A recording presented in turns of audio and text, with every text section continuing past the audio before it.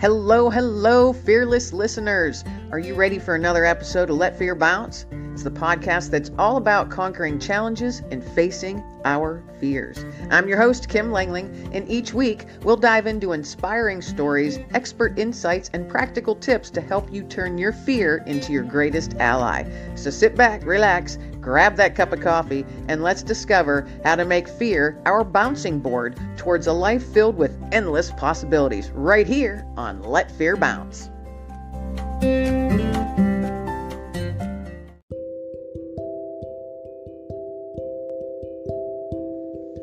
Have you asked yourself who's going to take care of your pet should something happen to you?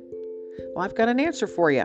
The Do-It-Yourself Pet Estate Will Kit that gives you peace of mind that your family pet will be cared for when you are no longer physically able to care for them, with easy step-by-step instructions that guide you through the task of completing forms necessary to add your furry loved one to your existing will. Visit KimLanglingAuthor.com to find out more.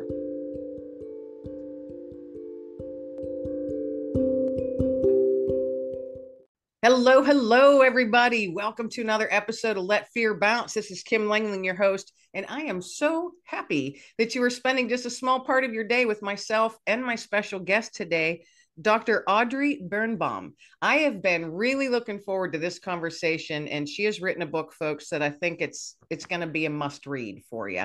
But she is my special guest today. She is the author of American Wolf, From Nazi Refugee to American Spy, and that's available to pre-order online, including via Amazon on September 15th. So right around the corner, folks, it is going to be a riveting and inspiring book that you definitely want to get yourself a copy of.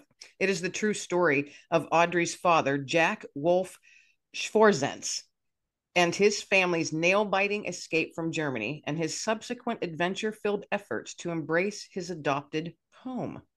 Now, there is all kinds of stuff that we can dive into on that, and I am so excited to get this going. So, Audrey, thank you so much for being my guest today on Let Fear Bounce. Well, Kim, thank you so much for having me on your very inspirational podcast. Well, thank you. I love doing this, and I love meeting people like you, and I love meeting authors. And the title of the book alone just kind of grabs your attention. And I like how it's called American Wolf, From Nazi Refugee to American Spy. I mean, that's stuff that you think, movies are made of, and you never look at it as a true person. But so many of those movies and things like that always have that kernel and nugget of truth behind it. So tell us a little bit of how this story came about to you. Did your dad share it with you as you were growing up? Was this something he never talked about and you just came across some of the information? How did that come about? So, Kim, what happened is that my dad was born in Berlin in 1930, and he grew up really right during the time that Hitler came to power. And really his first consciousness, at 3-4 years of old, just when you start to form memories, was right at the time that, Hitler had taken over as chancellor in 1933. So he lived through all of the persecution of Jews. And he really had the firsthand view, but a child's view, of what was happening. He stayed in Germany a little bit longer than many people did who survived that period due to some circumstances that were a little bit unique. A lot of people left Germany if they could in the mid 30s, like from maybe 35 to 37, they were able to get out. But my grandparents made some miscalculations, and they, a little bit of denial, and they had really worked very hard to sort of build a life in Berlin. They had come really with very little money, and they had struggled to make it to the middle class. And as everybody was departing, when they saw that things for Jewish people were getting really bad, economically, personally, their rights were disappearing, they saw opportunity. My grandfather had been a salesman in a clothing store, and the owner of the clothing store had decided to emigrate to Argentina because he saw things were getting really bad when the Nuremberg laws came out that really stripped everybody of their rights and citizenship. And he presented to my grandparents the opportunity to buy the clothing store at like a bargain basement price. And they said, oh my goodness, this is an opportunity. We'd never be store owners ever. And we don't have really much of an education.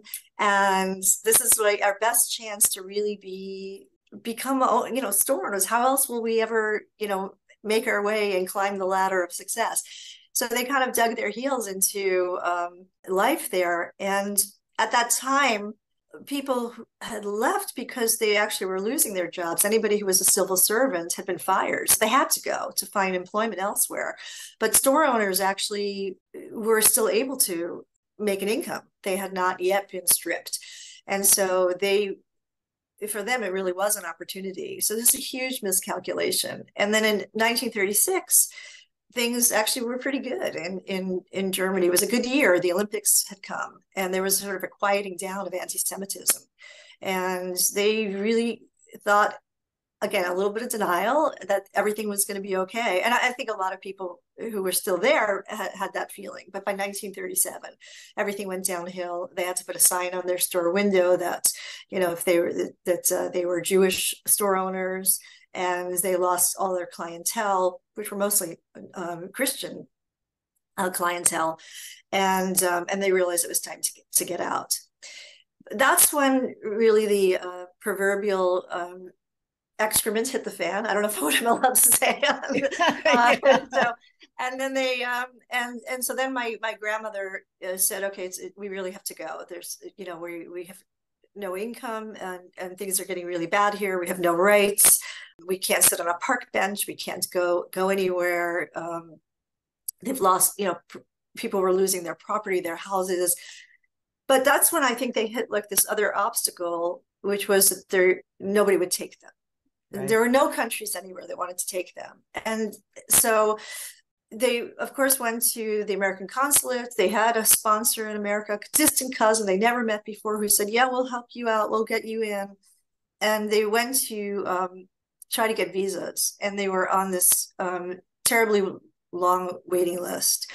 And to make matters worse, they were on a Polish visa. And even though they were German citizens and they were born in Germany, they got this arbitrary line cut off. That's because their place of birth was in a place that eventually had been ceded to Poland after World War I. The American quota said that you're on a Polish visa, which made it much harder to get in, because due to all kinds of ethnic eugenic theories that had come out, Germans could come in. They were considered good.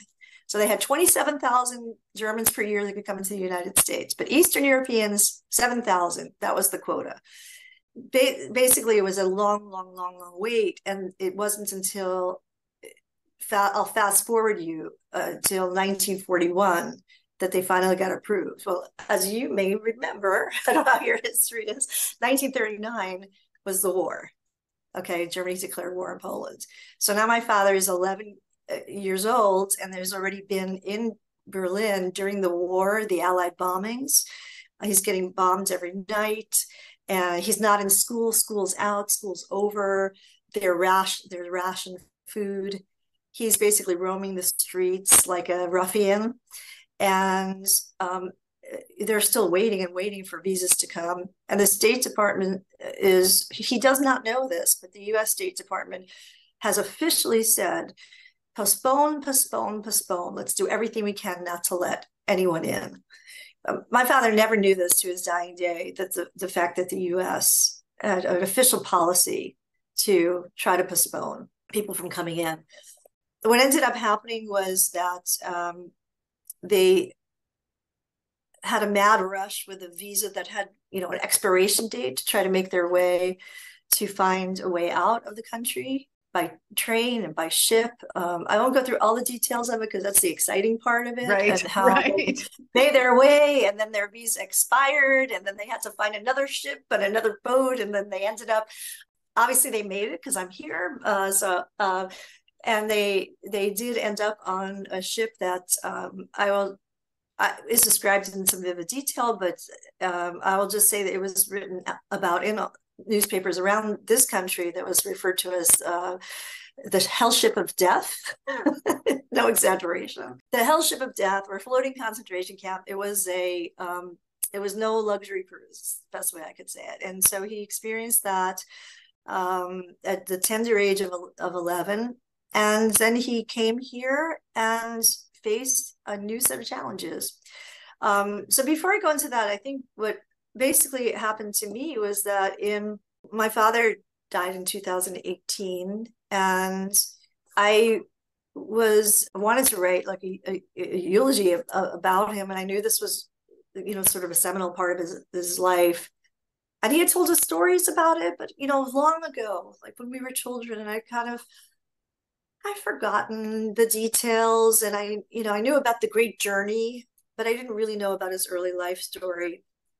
And he had written a large and very detailed sort of life story years before, when he had retired.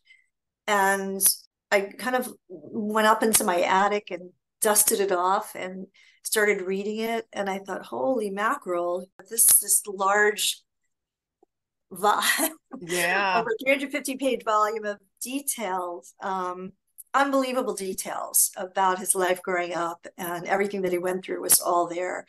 So of course I used it for his eulogy, and then at some point said to myself, this is something that I knew he wanted it published, but I knew it would have to be rewritten at some time. It wasn't in a digestible form. I say that as a gastroenterologist. It wasn't digestible as it was. So I have to at some point, spend some time to rewrite it, make it readable for an average audience. And it just had so much excitement and so many characters in it that were of interest. And so I just needed to be able to I need to stop working so I could focus on this other chapter, in his life and mine. And how blessed that you're able to do that. I was, the blessing was also like getting to know him in a different way than I ever did. Right. You knew him. Yeah. Someone else other than dad. Yes. I mean, I knew him. He wasn't the easiest father in the world. He had a lot of, he was a somewhat volatile person.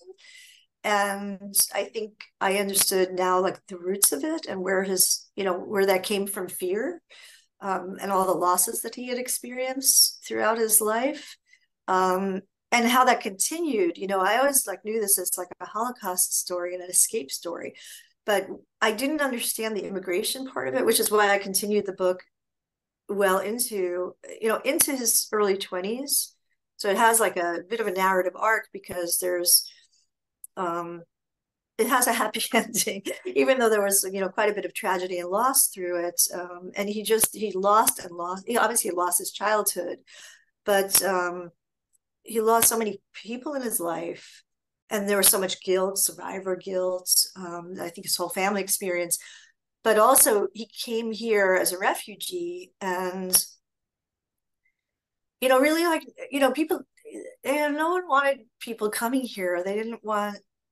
He faced very specific challenges. People didn't want the Jews coming here necessarily, and then he was German, and people were very anti-German.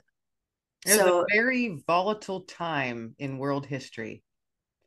Very volatile on both sides of the pond. Would you believe that his schoolmates called him a Nazi? I do believe that. When we went to war, they called him a Nazi, which is, that's irony. Yeah. Yeah. No, I do believe that. People fear what they don't understand and what they don't know. And that was a fearful time in history. It was. And I think he had such a difficult, it's hard enough, transitioning and being homesick. I think the homesickness of being an immigrant is something that I really got a strong sense of. He himself had this attachment to Germany, which also was kind of strange, because you think, why would you be attached to the country that kicked you out, that stole your property and your citizenship? But actually, it's not that unusual for people who did depart Germany. A lot went back. Quite a few people went back. It was their home, and they had Right. homesickness for it. So And it was all because of a psychopath dictator that started that whole ball rolling. It wasn't the country itself. It was that one individual that was very, very, very good and very dynamic at getting people to follow him. it You know, was a unique time. It was. And yes, I know you yes, had a recent guest early in August who spoke a lot about the Holocaust. So your audience your listeners have heard yeah. about It's this not, topic. Yeah.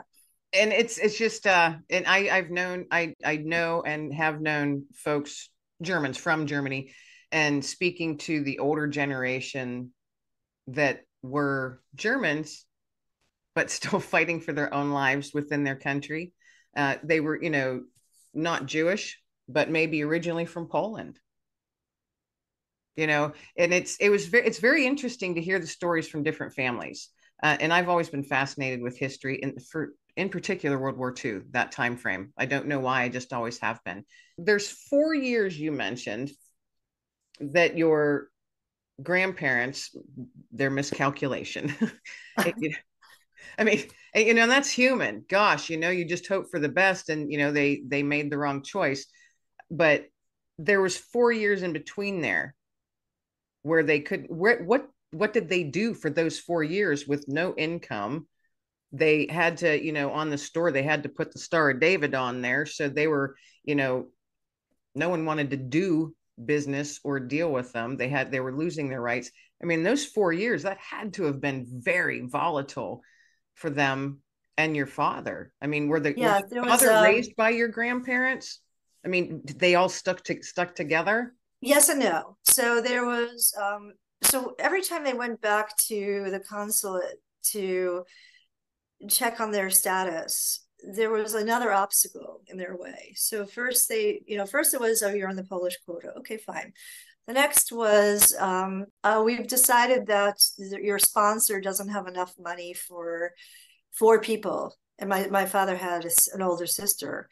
And so we're only going to approve you for 3 visas, not 4. So that was like a huge obstacle. So what are we going to do with my aunt Anita?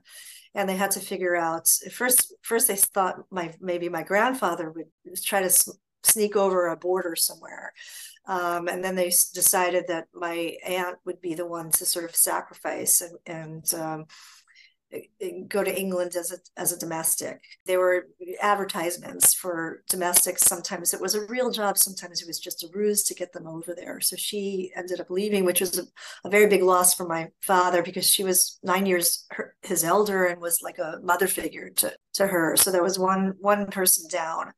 And then they went back and they said, oh, you know what? You're never going to pass a physical to get into the country because my grandfather had a hernia and you're going to have to find a doctor to sew up that hernia. But the thing was, all the doctors had left already. You couldn't find. And my father had gotten sick with the measles, and they had a house call. And my grandmother was absolutely certain that the doctor who came wasn't a real doctor, that he was actually a veterinarian. I don't know why she thought that, but maybe she was actually right. I don't know. But they were like, you just didn't know who was pretending to, take out their stethoscope and give treatment advice.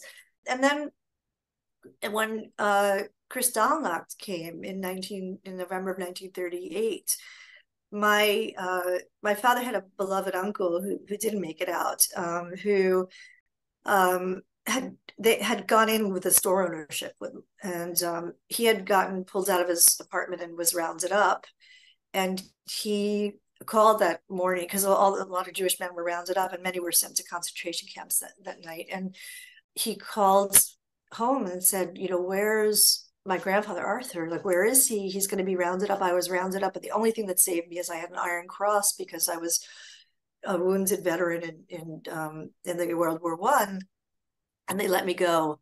He was actually an amputee, and my grandfather was not at home. He had gone out because they were trying to sell the store at that point because it wasn't making any money anyway, and they were still trying to emigrate.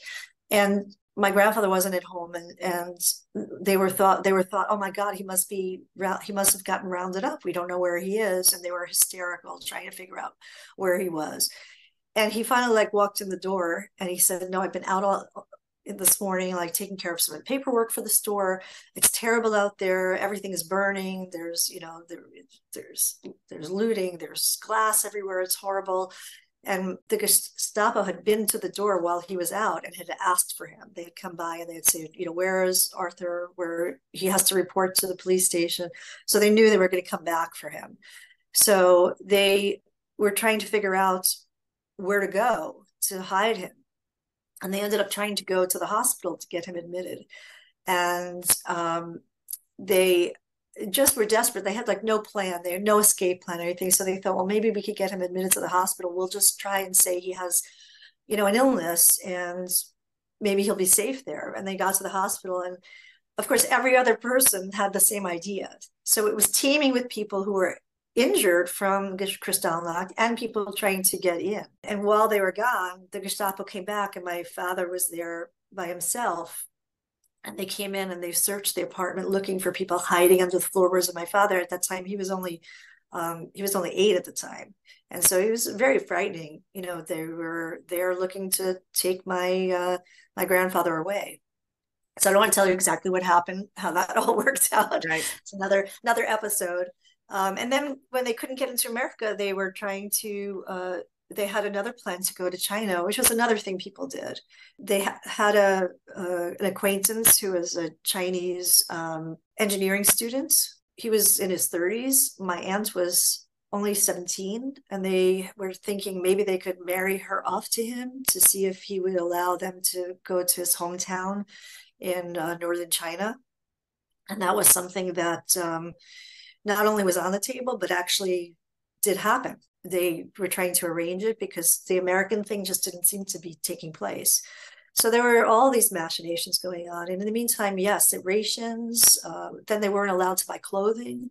So they just were surviving by the skin of their teeth, and their circle of people was just getting smaller and smaller and smaller. And it's hard to imagine, but I think I tried to bring it to life in the book with real dialogue. It's not a tell this happened and this happened, which is kind of how my father wrote it, but it's more like you are living it. To me, I saw it as a movie, like you just said, it's like a movie. I always saw it as a movie, and these are the characters and these are their voices, and it's living it in real time.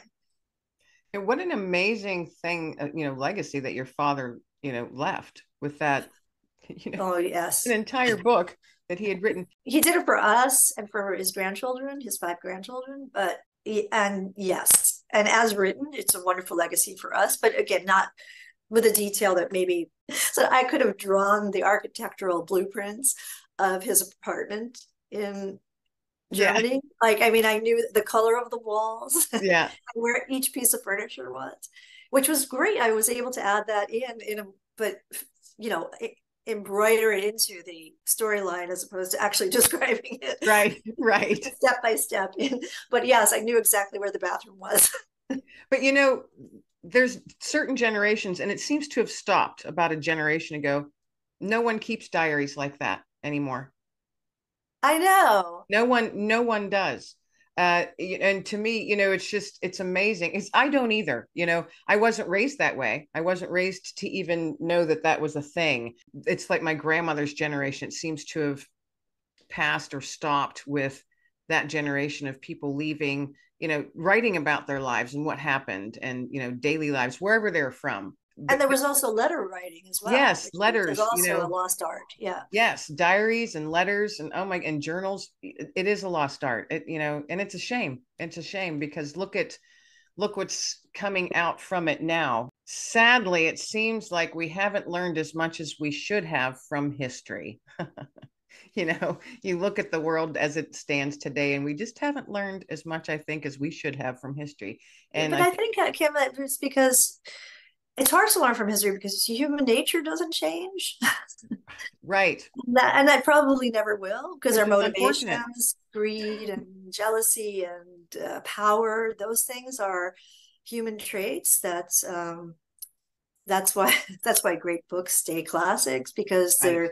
they're all about those sort of basic human motives. And so I fear and feel, unfortunately, that history always will repeat itself. I don't mean to be negative on your very inspirational show, but No, I I feel like I I agree with you. yeah, That's why I that's said my, it's unfortunate yeah. that, looking back over history and, and people, at that time say it'll never happen again. That was awful. It was atrocious. We can never let that happen again.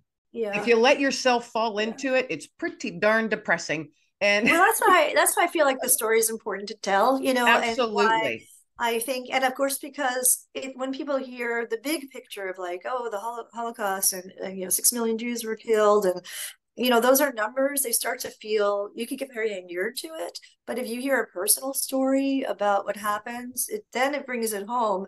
And I think, like, I say to myself, well, you could say the Titanic happened and 1,200 people died, but if you hear about Jack and Rose, then you're like, oh my God, the tears are flowing, and you can poor Jack is lets go of the piece of wood, and that it Right. becomes meaningful. When your father passed, it's when you found his memoirs. What made you inside in your heart say, you know what, I've got to write this because I think this book needs to get out there into the world. I need to turn it into a book to get out there into the world, not just keep this within my family. What was that spark in your heart that made you feel that you had to do that, you had to get that out?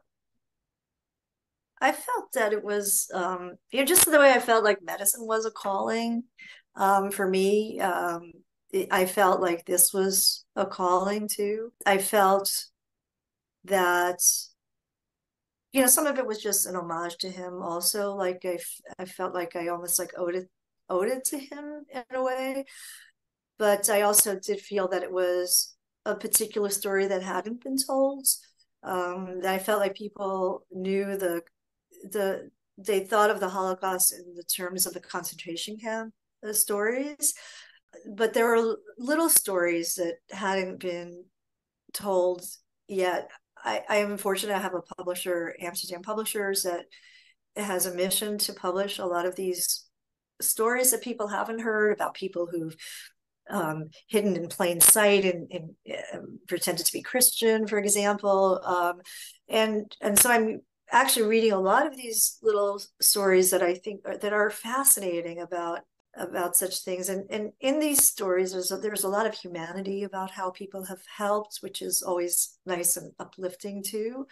And then there's this other part, I felt that the story of what happened to my father after he came here and the difficulties that he had was another piece of it that I felt was also needed to be heard a little bit. But he also became a successful man, even though I think he was traumatized without doubt, and it carried through, and it carried through. I hate to say intergenerationally too, even though I might look quite intact. I'm a happy person, I really am. But it definitely it definitely made its mark. I don't know if it's on my DNA or if it's just if it's upbringing. It's hard to say, but no, he struggled. He really struggled, and so I think he coming to terms with his identity as an immigrant, as a Jewish immigrant, trying to figure out, again, being German, which was despised by American Jews, really was difficult. And then Eastern European Jews didn't like the German Jews because they thought they were snobby. I mean, there were so many things that that people didn't like. The reason that I ended the story with his being a U.S. intelligence officer is because he went back to Germany, and that was like coming to terms with went back to Germany as a U.S. intelligence officer, so that with pride in being an American, and then seeing his home country again. So it was like kind of a nice circle back. And then came back to the United States after he did his service, and was able to say, "Who am I?" And he was a hybrid. It wasn't one thing. Or no, none of us are one thing. We're Right. lots of things. Right. Right. I was a doctor. I still am. I like to say I still am, but now I'm a writer. You could be both. You could be a lot of things. That's right. That's right. You said that earlier that your father, growing up, that your father was a bit of a volatile person. Yes. Um, and I can understand that. I mean, I get an inkling. I guess I get an inkling just because of his very formative years were just nothing but turmoil and strife and fear. How hard that would be. And then coming to a country that probably wasn't super welcoming because it was a very fearful time in the world at that point. Your viewpoint, from your viewpoint as a child, how is it that you viewed your dad? So let's have a little therapy session, Kim. You so don't we have you were don't have to answer. I'm going to answer that I really ask whatever pops in honestly. my head. I'm going to answer it honestly, but generously, because I have a perspective now that's different than it was as a child. Sure. My sister and I have a sister who I'm in love with. We're very close, and I think we were very protective of each other growing up, which I think was really made life possible. I was afraid of my father growing up because when he had fits of screaming, it presented itself as being abusive. It felt abusive. And he was the same to my mother. By the time I was an adult, I forgave him, of course, but I still didn't understand it until I really read his story, to understand that it came from a place of fear of losing control, fear of losing everything. The other thing was that he had one of his biggest fears was losing money, because I didn't realize how hard they worked to acquire it and how they lost it. They didn't just lose it once, they lost it in Germany. They didn't lose it, it was stolen from them. And they were allowed to leave with $20 and 2 suitcases. That's it. And then they got here, and then they worked like the devil. I've never seen people work as hard as them, as my grandmother and my father got a job when he was 11 here. It was just understood. They would work. And they worked and worked. And my grandfather, he couldn't learn English, and he worked underground, basically washing pots, and then as a busboy.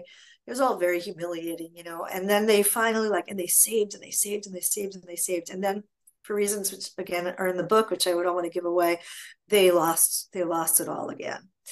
And that fear that anything could be lost at any time created this terrible fear of losing money. And that had a huge impact on the way we were raised. So we were raised, it's funny, in the beginning of the book, I say that my father wrote about his childhood as though they were rich.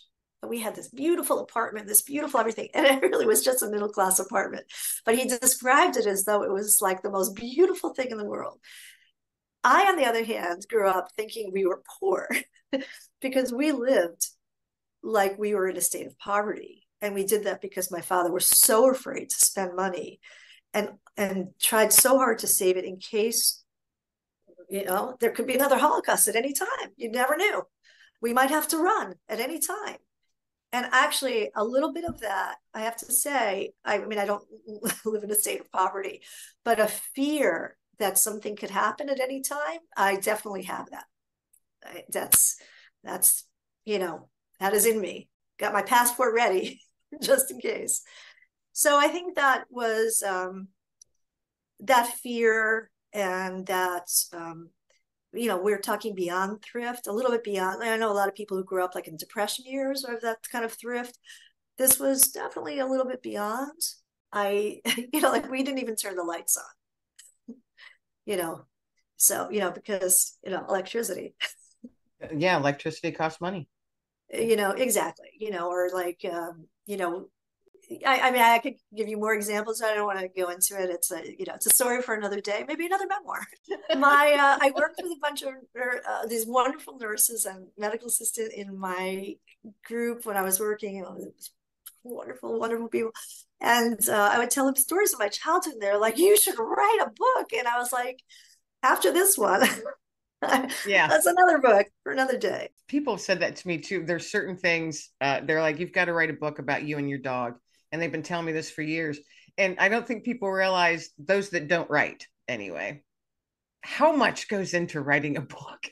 Yeah. How much goes in just the technical aspect of it, editing and format and design and cover design, but also Oh, yeah. the emotional stuff, all those bags that you have been carrying around and probably didn't realize some of them that you carried. And all of a sudden you got to open them up, unzip them all and look in. Ugh, that's hard. It's hard. It also has to be something that people, it has to be written in a way that people can connect to it and want to read it and feel empathy for you as a character. It's not just always shock value, right? That like, I can't believe you did this. Exactly. No. They have to feel. Right there. That's the nugget right there. Feel. When I write, and I often tell people, when I read a good book, I know it's a good book for me because I fell into it, completely fell into the book. And then you come up and you look around, you're like, oh, wow, that was a good book, because you felt everything. You could smell what they were talking about. You could see what they were talking about. You could taste it. You could feel it. All the five senses. That's, I'm like, if all my senses are sparking when I'm reading a book, I just fall into it. And that's to me, I had someone say that to me once, some of the short stories, you made me feel meant so many different emotions. I was laughing and crying. And to me, that's like the highest praise as an author, that someone felt. So when you said, you've got to feel it. Yeah, you got to feel it. Whether, doesn't matter what the feelings are, get angry, have empathy, start crying, and then get angry again. Those, those kind of books they're very hard when I was writing this book to create that feeling that I put in a fair amount of detail about her early life, because I felt like you can't feel for him going through the difficulties unless you're there with him at the beginning and understand his family and who they are and how they made the decisions they made, and a little bit of what life was like in Germany too. Like you have to have some kind of an anchor to then feel the loss. So your growing up years, knowing him as dad, is totally different from reading his memoir and learning about him as just, a regular person doing his darndest to survive with his family, not dad. What kind of emotional thing did that play on you? Because that's two different people. You were growing up with someone that you feared. You said that you feared, but you didn't understand why he was the way he was. Then all of a sudden you saw this completely other side of him as a totally different person. What did that do to you, emotionally, when you started reading that and you're like, gosh, now I kind of get it, feel like you could get close to somebody after they are already dead? Is that possible? I mean, I suppose, I mean, I didn't feel like it was too late, because we already had like a thought, I never felt like, I mean, maybe there were times in early childhood when I was young that I might have said, I hate my dad, but I don't think, like, again, my adult life already, when I had kids of my own, I already understood the difficulties of parenting, and I already was at a stage where I didn't hold anger in my heart, and I'm not somebody who does anyway. Like, I'm not that kind. I'm a very forgiving person, and I don't carry anger. And then in his later years, he had Alzheimer's dementia, and so I was already, all I had was sympathy, and so I think I was already at that place of tenderness, and the roles were reversed, and a lot of his anger had mellowed anyway, with age. I mean, he died when he was 87, and a lot of that had really mellowed. And he always said his volatility was due to me and my sister anyway. Difficulties of raising a family. I was all better after that. Blame the kids, right? But tend anyway, when people die too, you tend to kind of forget the bad anyway. You kind of everything becomes a little bit idealized. But yes, I felt like when I was writing the book, I mean, I cried oodles and oodles because I was like living the story. I was like there. I was there. I was in the story. I was in Berlin. I was experiencing everything he was experiencing. I was the characters. So, I felt like I embodied them. So it was a very emotional experience to like be right there with him as a child, as a teenager, as a young adult. It wasn't just that from a distance I felt bad for him. I almost like was him. I can't, it's hard for me to explain what that feeling was like. No, I think I get it. When you were writing this book, this is your first book? Yes, I am writing another one, but there isn't much time right now. It's on the back burner right now. Prior to, having access to your father's memoirs, was writing something that had ever been, in the back of your brain? One day I want to write a book. Had that ever been there? Or it was really sparked by when you had your dad's memoirs and went, this has got to get out there? So Kim, in a way, like I've always done some writing. It just hasn't been as creative. Like if you needed a chapter on the pancreas or a liver, or maybe a little discussion on constipation or acid reflux, I was your guy for sure. But so I had writing skills. And that was on more of a medical. it's a little more medical. It was a little more, I mean, I was told I wrote very good consult letters. So I feel I had the skill. I could put two words together. As far as creative writing, I think I had like a bunch of creative things I wanted to do that I couldn't get to because work was very consuming. Again, I loved what I did.